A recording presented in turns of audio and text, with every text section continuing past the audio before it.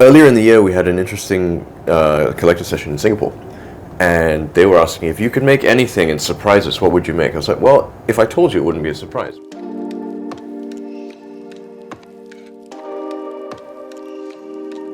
Hello, Ming. Hi. Nice to have you here with us on Waqt. Welcome to Dubai. Thank you for having me. How do you find it so far? The Dubai Watch Week. It's our first big show. In fact, it's our first show of any kind. It's kind of overwhelming, but it's nice to be in display in such a passionate community, I find. And even amongst the exhibitors themselves, there's a lot of friends. So you walk around, and you see people you know. It's nice. It's a sense of community that's been missing for quite some time since the pandemic, for sure. Do you have many collectors here of your brand? We actually have a decent number. Yeah, we have a decent number, and it always surprises me when people turn up to the booth and go, "Oh, I've got 5 or 6 of your pieces, and I live in Dubai," and it's like, "Oh, thank you." Nice.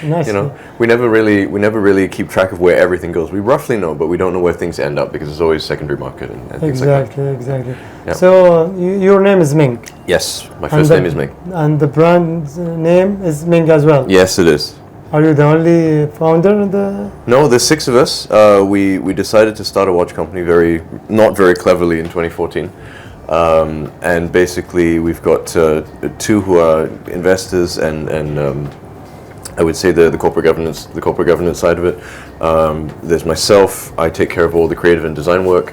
I have a CEO who basically runs all the operational side. I've got a production manager who's based in Europe, and we've got one final person who actually does all the final QC and packing for the watches in Kuala Lumpur.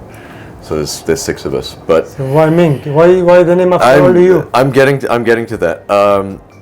There's a bunch of reasons, right? We said there's no point us starting a brand that is difficult to pronounce, has a name that nobody can find. We can't buy the URLs, the domain names, or it's already trademarked, or we buy an existing trademark, an old brand, and revive it because that's kind of not really very honest. And at the end of the day, we tried a lot of different names. We did a lot of trademark searches and things like that as well. And the investors basically said, you know what, you take responsibility for your children. You're the designer. Put your name on the damn thing. I don't know if that was a smart choice, but okay, here we are. It's a bit late to change it. No, for me personally, I can say it is smooth and musical. Thank you. Just so nice. It's been challenging because I think for the traditional watch market, they're always used to having a Western name on it. Exactly. Right? And the association with Asian watches has never always been that positive. I think we want to try and change that a little bit as well. Great.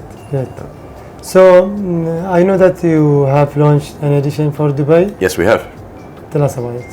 So the edition for Dubai is basically, we were thinking, this is our first big show. We've got a lot of collectors here. We should make something special for this. And these days it's a very international kind of thing. So we took the World Timer that we launched at the start of the year, which has been a very popular edition already. We refinished the movement, we added an Arabic dial, and in the course of redesigning the dial, I realized that there's a possibility to add a daylight savings offset marking to the dial. So this is the first World Timer we've done that has daylight savings offset markings as well as the regular city, so you can use it during summertime. Interesting. And the movement, you are using it in Schwarz movement, right? So it's a Schwarz movement. The base movement is actually from their second generation movements with a bunch of chronometric updates and power reserve updates and things like that. It's second generation from their original in-house design. It's been completely overhauled. They gave us basically, here's all the rotating components in the base plate. You guys design the rest. So I designed the bridges and plates for this movement as well, and the decoration. So it's very different to their version.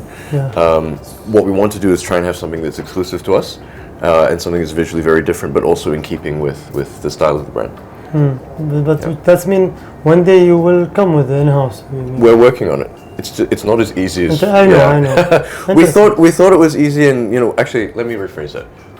We realized it would be difficult. It's more difficult than we expected. Exactly. Yes. But we are working on it. Because you started with Salita.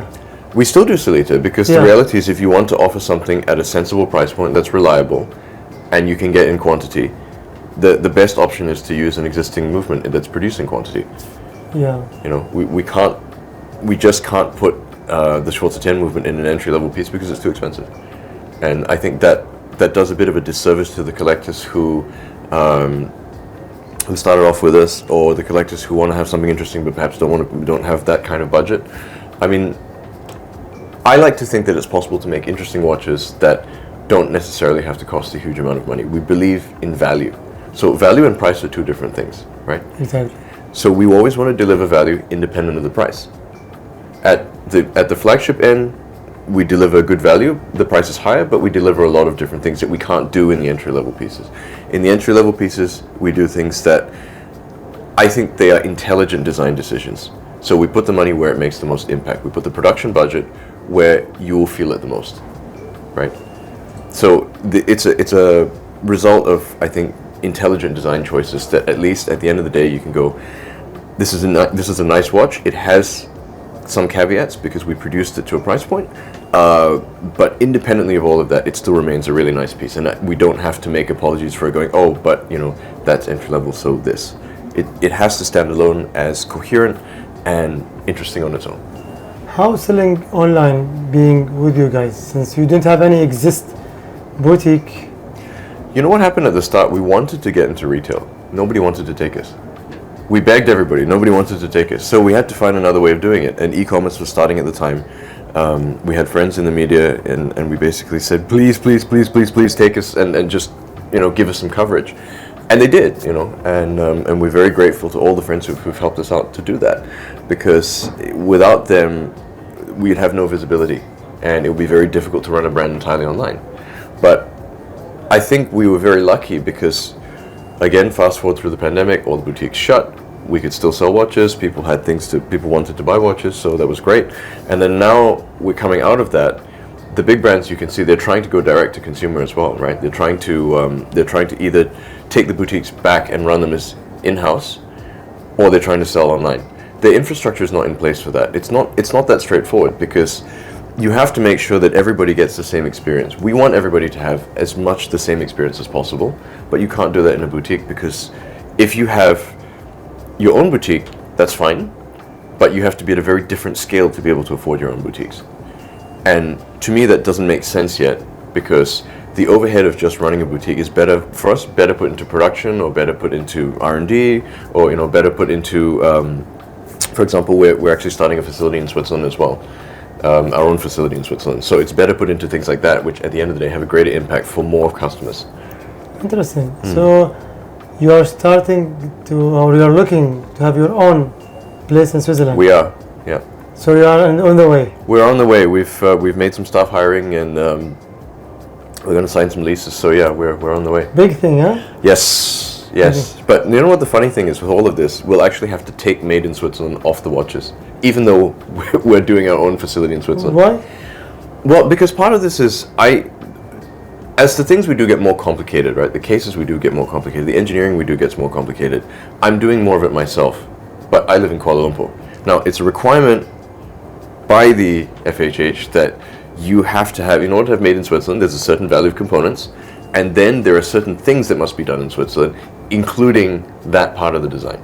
And you are based in Kuala Lumpur? I'm based in Kuala Lumpur. So previously, it was the final translation to engineering was done by our partner. But now that I'm doing a lot of the final translation to engineering, that doesn't happen anymore. It doesn't matter. Your name is already there, and exactly. People know what you do. Exactly. So, I mean, as far as we're concerned, if one day everything changes, and for example, I don't know, maybe the best movements are made in Australia, for argument's sake, so be it. Yes. You know? Because you did great already. So thank you. Everybody knows about you now. So, what is your next big thing? Is there any innovation going to be added to your collection?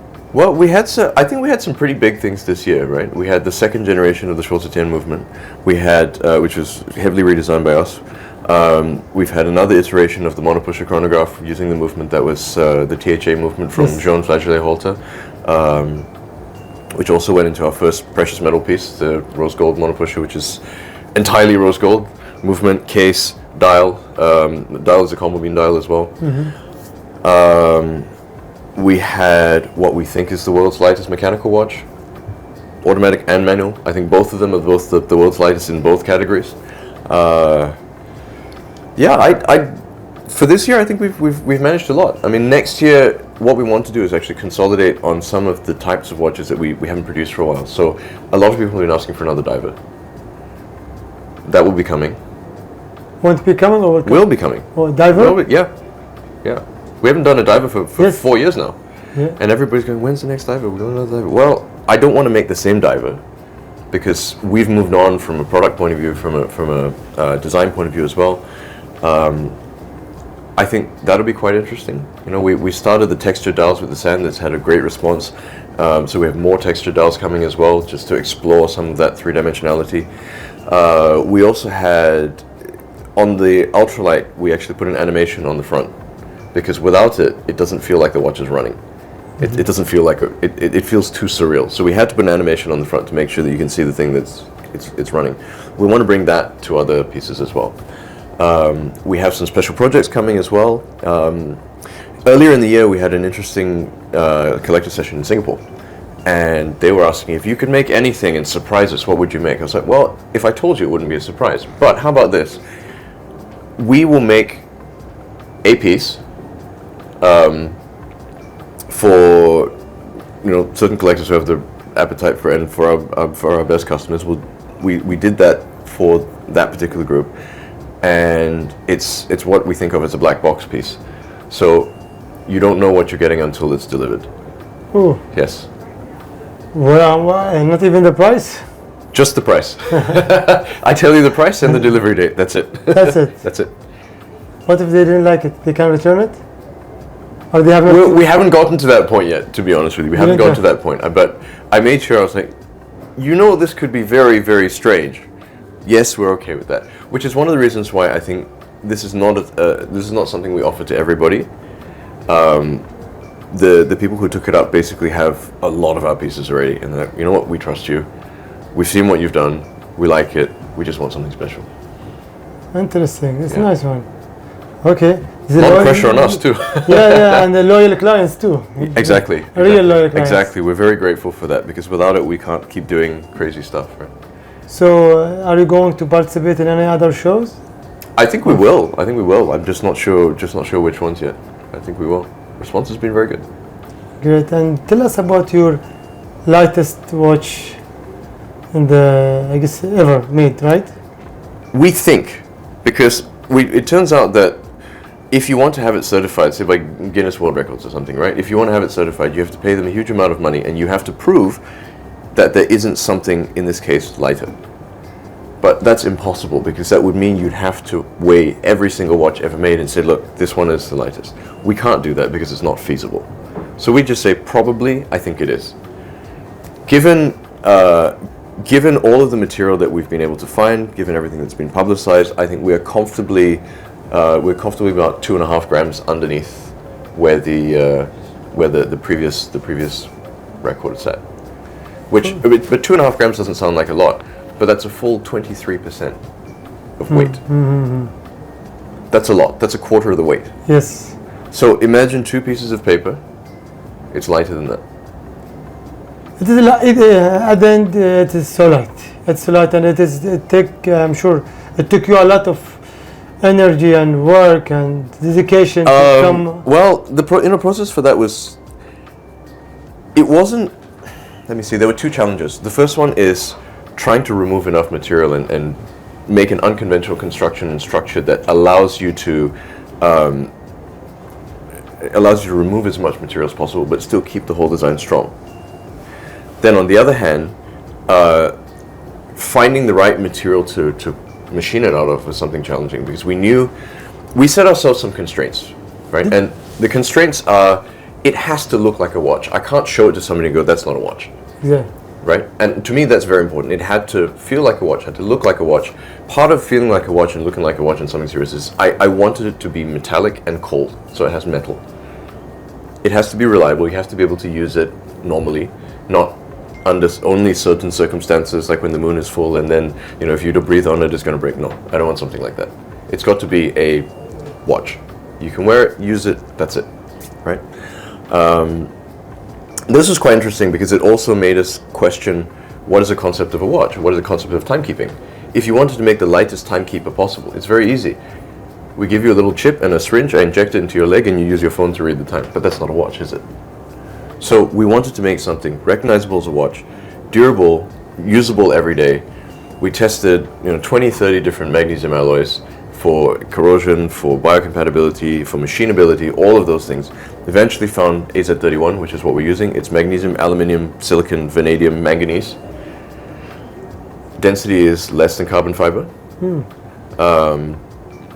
And then we went and optimized all of the structure. So there are a lot of little things like, if you imagine, spring bars are steel, right? Yes. So we don't use a spring bar because it's heavy, because it's steel. Yes, yeah. We have a fixed bar of magnesium for two reasons. One, because if you have a heavy steel spring bar, that obviously adds weight. The spring bar itself has to go into a hole.